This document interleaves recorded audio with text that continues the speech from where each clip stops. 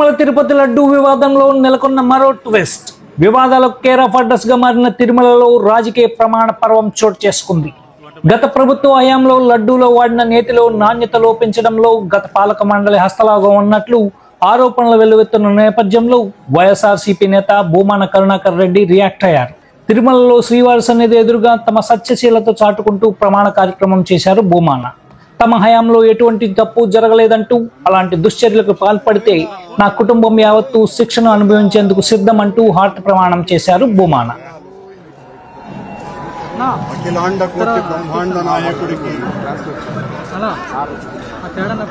91 సంవత్సరాల టీటీడీ పాలక మండలి చరిత్రలో 3 సార్లు పాలక మండలి సభ్యునిగా, 2 సార్లు తిరుమల తిరుపతి దేవస్థాన అధ్యక్షుడిగా అవకాశం ఇచ్చిన మహామూర్తి శరణాగతి తండ్రి,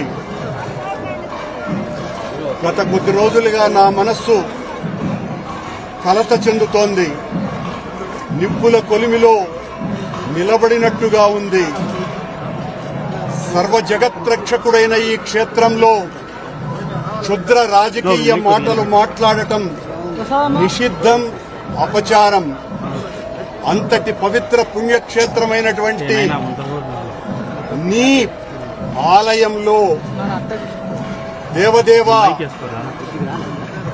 నీ అన్న ప్రసాదాలలో అత్యంత పవిత్రమైనటువంటి లడ్డూలో కళంకితమైనదని కలుషిత రాజకీయ మనస్కులు అత్యంత దారుణంగా ప్రవర్తిస్తున్నారు.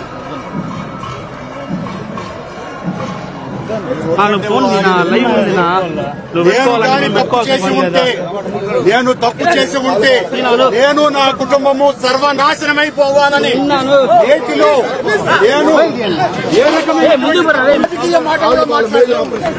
నేను ఏ పరీక్షకైనా సిద్ధం. ఒక్క తప్పు చేసి ఉంటే నేతిలో నేను కళంకితమైనటువంటి పదార్థాలు కలిపి ఉంటే మా హయాంలో ఏ శిక్షకైనా సిద్ధం.